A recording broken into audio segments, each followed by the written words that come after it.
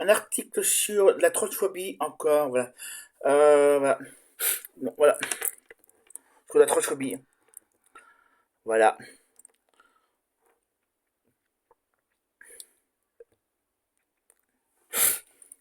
Qui fait partie, Eliachev, qui fait partie de l'Observatoire des petits poissons, voilà, ou des poissons, voilà, pour toucher un petit code, voilà. Nous avons eu connaissance de la programmation de Caroline Eliasseff dans le cadre de l'école au Centre Pompidou, Metz, collège, pardon, de l'Eurométropole de Metz. Dans le dossier de presse 2026 du Centre Pompidou, Metz, son intervention apparaît sous l'intitulé Dialectique et identification. Caroline Eliasseff y étant présentée comme psychanalyste, le même document précise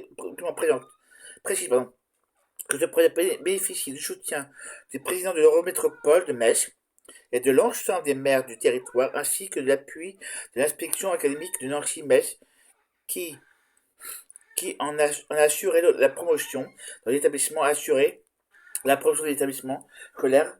Il est également soutenu par le Crédit agricole de Lorraine, la Fondation BTP Prévoyance, plus la MGEN, pardon, et le groupe BIC. Nous sommes surpris et choqués et profondément inquiets d'une telle programmation.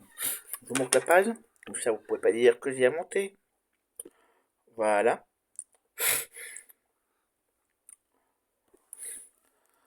Voilà, ce choix n'est pas neutre. Il est ni le thème, par le thème, pardon, annoncé, les réflexions, ni par la publicité, voilà, le public visé, les adolescentes, en classe de troisième, ni par le contexte politique actuel, marqué par une offensive anti-trans, de plus en plus organisée contre les droits des personnes trans, et tout particulièrement contre les mineurs trans. Andy Kerbratt le dénonce, voilà, ce truc-là. Voilà, dénonce le programme de Elias Chef, tout ça. Voilà, et que Aurore Berger soutient ces gens-là. Voilà. Caroline, Caroline Eliaschev n'est pas une intervenante anodine sur ces sujets. Elle est co-directrice de l'Observatoire du Poisson. Voilà. Une structure qui présente la transidentification des mineurs comme son premier sujet d'étude, qui affirme vouloir alerter sur l'impact supposé des réseaux sociaux sur les identitaires sur les enfants et les adolescents. Sur le site de l'Observatoire présent explicitement Céline Machon et Caroline Eliaschev comme co-directrice. Nous refusons que le Centre Pompidou-Metz, institution culturelle publique, offre une caution artistique, éducative et institutionnelle à une figure centrale de la mouvance anti-trans française. Voilà.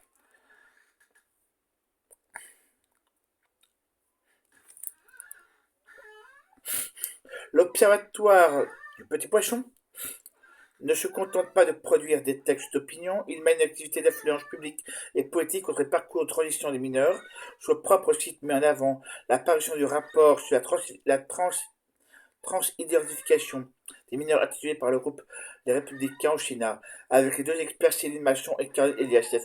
Ce rapport a nourri une proposition de loi visant à restreindre fortement l'accès aux soins des mineurs trans adoptés en première lecture au Sénat 2024 à cause de la loi majorité à cause de la loi majorité de la loi à cause de la loi pardon, de la majorité pardon, de droite et de très droite. Voilà.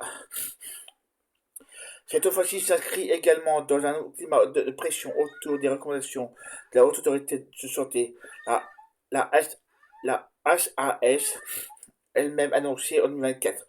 Les polémiques et les divulgations d'un document de travail confidentiel instrumentalisé au détriment des personnes concernées en rappelant que l'élaboration de recommandations médicales doit se faire dans des cadres rigoureux et sereins. La pression ont tout de même mené à suspendre la publication des recommandations sur l'accompagnement des mineurs trans et de leur entourage. Un nouveau cadre de travail vient seulement d'être dévoilé, celui-ci reprenant maintenant certains travaux des sphères anti-trans comme le rapport d'Hilary Cash, commandé par le gouvernement conservateur britannique, rapport vivement critiqué par son manque de scientificité et d'objectivité, notamment par les professionnels de santé et les universitaires. Voilà.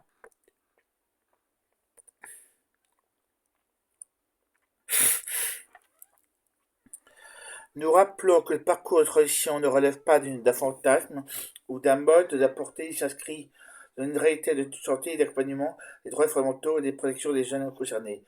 L'évaluation de santé internationale et de référence comme le WPATH, l'American Academy Society, l'autre problème, et pédiatrie. C'est un truc un peu compliqué à prononcer.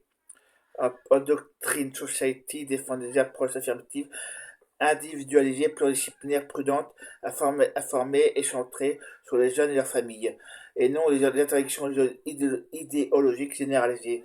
Nous rappelons aussi que la dépsychiatrisation des transidentités n'est pas une libération récente en France. Un décret du 8 février 2020 a supprimé les troubles précoces de l'identification de genre de l'année relative aux affections psychiatriques de longue durée dans le DSM-5, l'ancien diagnostic des troubles d'identification de genre, a été remplacé par celui de la dysphorie de genre, à centrer sur les souffrances éventuelles de non, et non sur les frictions de trans elles-mêmes.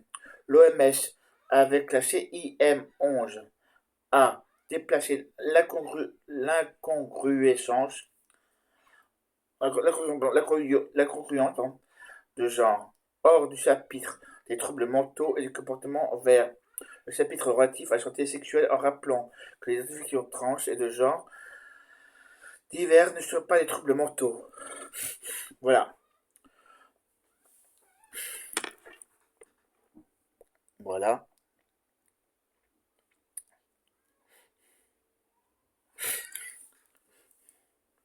Dans ce contexte, la programmation du psychanalyste associé à l'action militante anti-trans dans l'atelier consacré à l'identification et destiné à un public scolaire est irresponsable.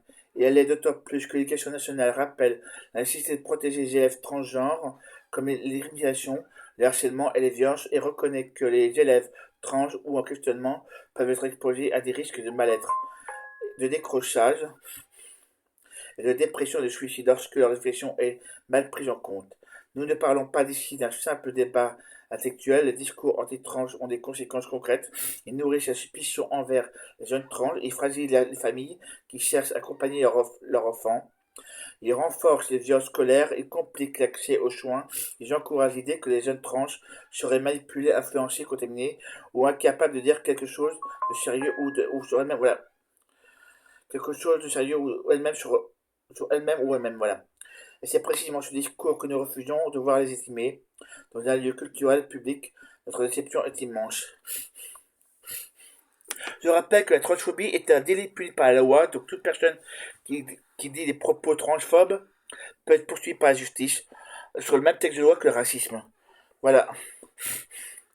Donc, si vous entendez des propos transphobes sur Twitter ou ailleurs, vous pouvez le dénoncer. Voilà, vous l'enregistrez, pouf, et vous l'envoyez ça à Farouche, qui va s'occuper de la personne après.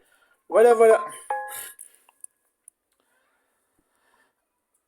Le centre Pompidou-Metz se présente comme un lieu de transmission et de curiosité, de liberté et d'émancipation. Ce propre dossier décrit l'école du centre Pompidou-Metz comme un espace où les idées et les imaginaires peuvent être débattus et réinventés comme un levier d'émancipation et de liberté du jeune public. Nous avons nous-mêmes vu le centre Pompidou-Metz accueillir des formes artistiques issues des cultures queer. QUEER. Nous pensons notamment aux événements liés au voguing et ballroom, pardon, culture que le centre a déjà programmée notamment lors de ses 15 ans.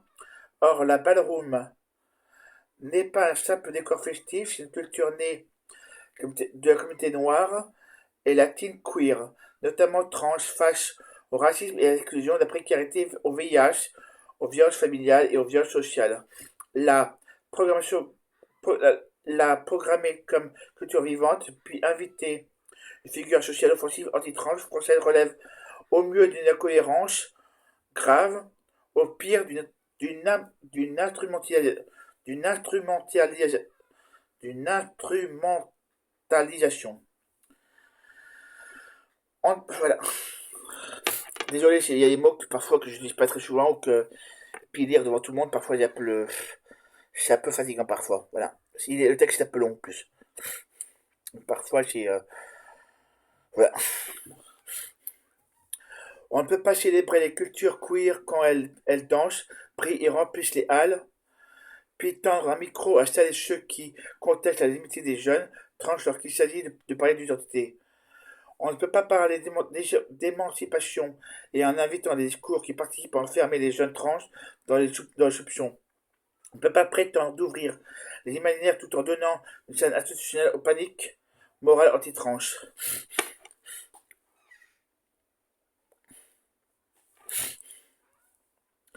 Nous interpellons donc directement le Centre Pompidou-Metz dans l'Eurométropole de Metz, l'inspection académique de Nancy-Metz, le Crédit Agricole de Lorraine, la Fondation BTP Prévoyance Plus, la MGN et le groupe BIC.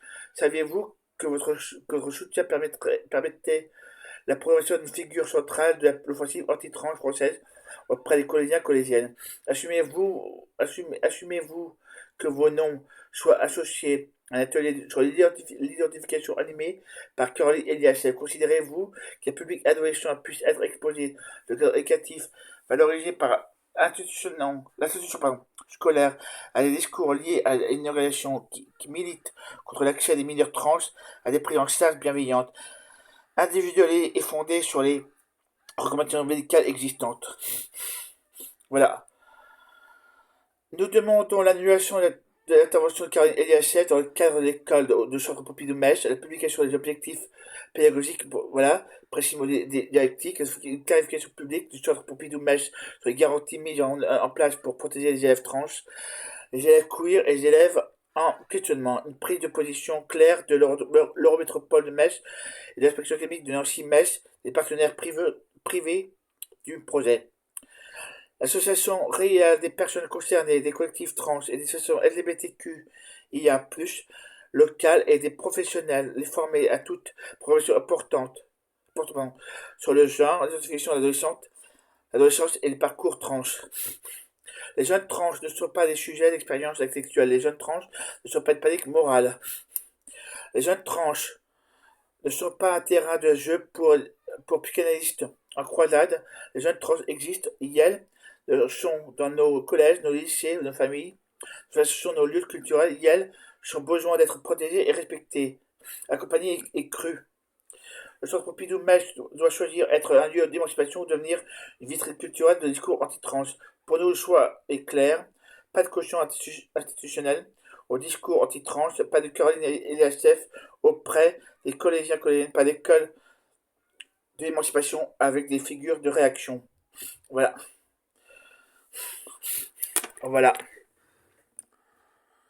Je rappelle que la transphobie est un délit puni par la loi.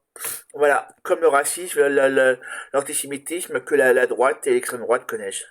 Très bien. Voilà.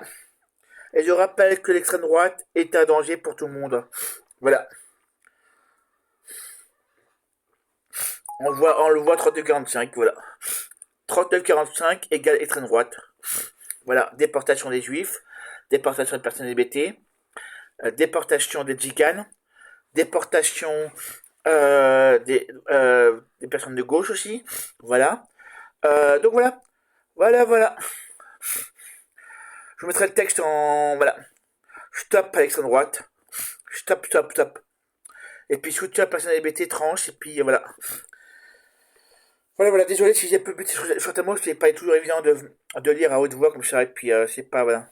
Voilà. Désolé, j'espère que vous avez bien compris tout le texte. Et puis sinon, à part ça, c'est adopté tout. Voilà. Donc voilà, et puis soutien aux personnes LGBT étranges. Voilà. Et stop à l'ISF. Voilà. Et si vous aimez ce que je dis, si vous aimez ce que je fais, abonnez-vous. Voilà. Abonnez-vous. Et stop à l'observatoire des poissons. Voilà. Stop.